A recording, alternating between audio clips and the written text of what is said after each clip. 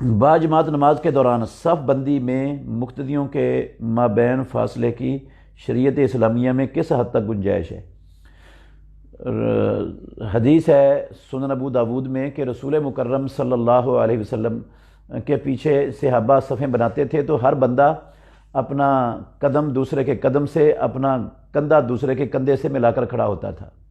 امام بخاری رحمۃ اللہ علیہ نے صحیح بخاری شریف میں باب باندھا ہے الزاق المنکب بالمنکب والقدم بالقدم والکعب بالکعب، اور حدیث لائے ہیں کہ رسول مکرم صلی اللہ علیہ وسلم کے پیچھے اس طرح لوگ کھڑے ہوتے تھے کہ ہر ایک کا قدم دوسرے کے قدم سے، ہر ایک کا گھٹنا دوسرے کے گھٹنے سے، ہر ایک کا کندھا دوسرے کے کندھے سے ملا ہوتا تھا۔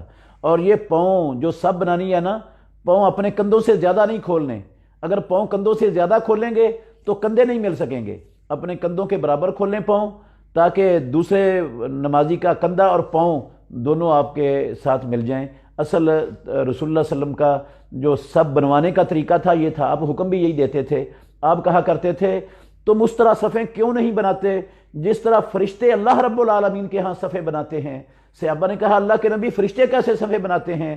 تو رسول اللہ صلی اللہ علیہ وسلم نے فرمایا یتمون الصفوف الاولا ویتراصون، وہ پہلی صفوں کو مکمل کرتے ہیں اور آپس میں مل کر جڑ کر، جس طرح اینٹ سے اینٹ جوڑ کر دیوار بنتی ہے اس طرح وہ جڑ کر کھڑے ہوتے ہیں فرشتے۔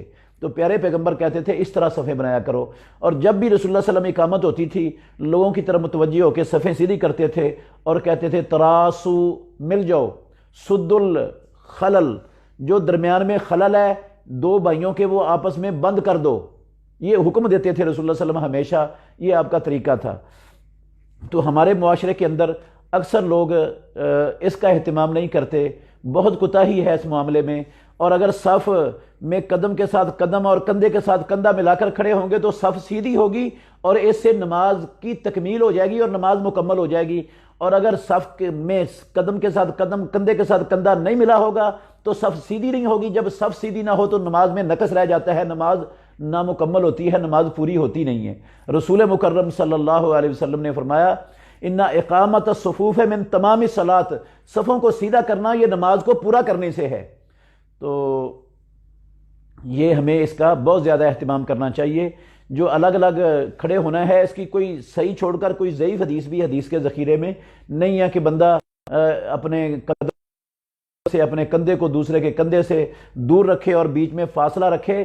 ایسے فاصلے میں رسول اللہ صلی اللہ علیہ وسلم نے فرمایا ہے کہ لا تدعوا فروجات للشیطان، شیطان داخل ہوتا ہے ایسے فاصلوں میں، تو یہ فاصلے شیطان کے لیے مت چھوڑا کرو۔